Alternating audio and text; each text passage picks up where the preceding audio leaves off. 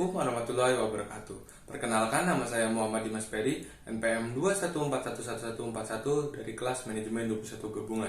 Di video ini saya akan menjelaskan bagaimana kode etik pengguna informasi teknologi, Information Technology Code of Ethics, dapat memiliki dampak positif dalam penggunaan teknologi. Apa itu kode etik penggunaan teknologi informasi? Kode etik penggunaan teknologi informasi atau IT adalah seperangkat pedoman atau aturan perilaku yang dirancang untuk mengatur dan membimbing individu dan organisasi dalam penggunaan teknologi informasi. Tujuan utama kode etik dalam penggunaan teknologi informasi adalah untuk memastikan bahwa teknologi informasi digunakan dengan cara yang mendukung nilai-nilai etika seperti privasi, keamanan, integritas, dan keadilan. Ini membantu melindungi individu, organisasi, dan masyarakat dari resiko dan dampak negatif yang mungkin timbul akibat penggunaan teknologi. Siapa yang harus mematuhi kode etik? Kode etik harus dipatuhi oleh semua individu, profesional, dan organisasi yang menggunakan, mengelola, atau memiliki akses ke teknologi informasi. Ini mencakup pengembangan perangkat lunak, administrator jaringan, analis keamanan cyber, pengguna akhir, dan berbagai pemangku kepentingan lainnya di dunia teknologi informasi. Pentingnya etika dalam dunia teknologi informasi. Kode etik dalam dunia teknologi informasi sangat penting karena teknologi semakin mendominasi kehidupan kita. Dengan lebih banyak aspek kehidupan yang terhubung dengan teknologi, perlindungan nilai-nilai etika dalam keamanan menjadi semakin krusial. Kode etik membantu memastikan bahwa perkembangan teknologi yang cepat tidak merusak prinsip-prinsip etika. Berikut resiko dan dampak negatif jika kode etik pengguna teknologi informasi diabaikan. Pertama, ada pelanggaran privasi data. Informasi pribadi dapat bocor atau disalahgunakan, mengancam individu. Kedua, keamanan informasi. Rentan terhadap serangan cyber, peretasan, dan pencurian data yang dapat merugikan perusahaan atau individu. Ketiga, identitas palsu. Penggunaan identitas palsu atau manipulasi data dapat merusak kepercayaan dalam lingkungan digital. Keempat, penyebaran konten berbahaya. Kode etik yang lemah dapat memungkinkan penyebaran konten berbahaya seperti hoax, konten kebencian, atau pornografi. Kelima, cyberbullying. Kurangnya etika online dapat menyebabkan peningkatan kasus cyberbullying dan merugikan mental korban. Keenam, ketidaksetaraan akses.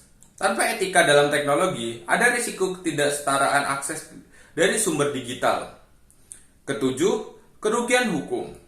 Pelanggaran etika online dapat mengakibatkan tindakan hukum, denda, atau tuntutan perdata.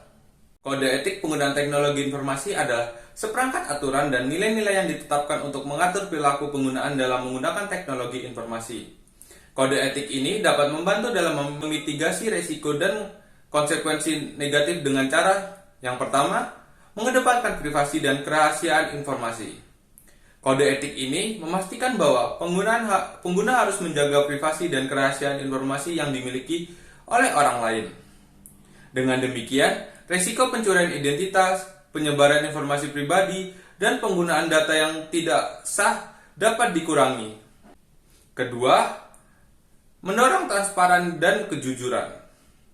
Kode etik ini menekankan pentingnya transparansi dalam mengelola informasi dan teknologi.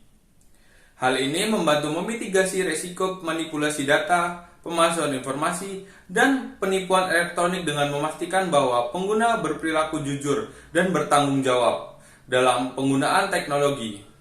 Ketiga, menghindari pelanggaran hak cipta dan kekayaan intelektual. Kode etik ini menegaskan pentingnya menghormati hak cipta dan kekayaan intelektual dalam menggunakan informasi dan teknologi. Ini membantu mencegah risiko pelanggaran hak kekayaan intelektual dan pemalsuan produk atau karya melalui tindakan semisal pembajakan atau penggunaan tanpa izin.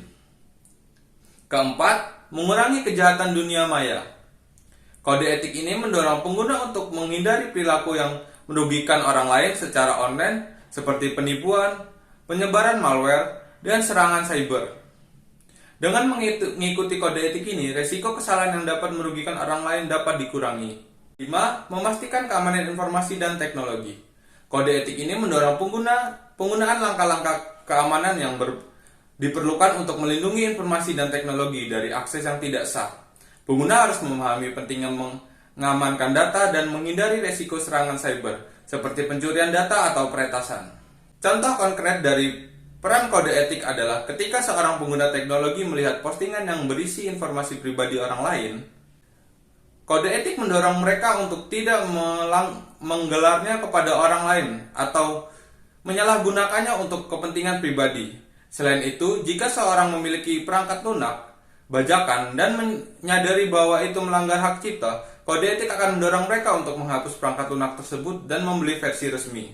Contoh kasus nyata di mana etika penggunaan teknologi informasi telah berperan penting dalam menghindari konsekuensi negatif atau penyalahgunaan teknologi, yaitu kasus Cambridge Analytica.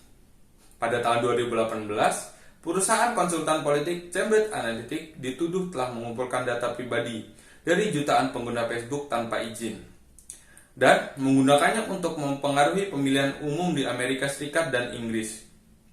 Kasus ini menunjukkan betapa pentingnya kode etik penggunaan teknologi informasi dalam melindungi data pribadi pengguna dan mendorong praktik-praktik yang bertanggung jawab dalam penggunaan teknologi. Yang terakhir, manfaat penting dari mematuhi kode etik penggunaan teknologi informasi, baik dari perspektif individu maupun sudut pandang organisasi dan masyarakat. Dari perspektif individu, pertama, dapat meningkatkan kesadaran akan etika dan tanggung jawab dalam penggunaan teknologi informasi. Kedua, dapat meningkatkan kemampuan untuk memahami dan mengikuti praktik-praktik yang aman dan bertanggung jawab dalam penggunaan teknologi informasi. Yang ketiga, dapat meningkatkan kemampuan untuk memahami dan mengikuti aturan dan regulasi yang berlaku dalam penggunaan teknologi informasi. Kemudian, dari sudut pandang organisasi dan masyarakat secara lebih luas. Pertama, dapat meningkatkan kepercayaan dan reputasi organisasi dalam penggunaan teknologi informasi. Kedua, dapat meningkatkan keamanan dan privasi data pribadi pengguna. Ketiga, dapat meningkatkan efisiensi dan efektivitas dalam penggunaan teknologi informasi. Itu saja yang dapat saya sampaikan mengenai teknologi informasi. Mohon maaf jika ada salah kata. Saya akhiri. Wassalamualaikum warahmatullahi wabarakatuh.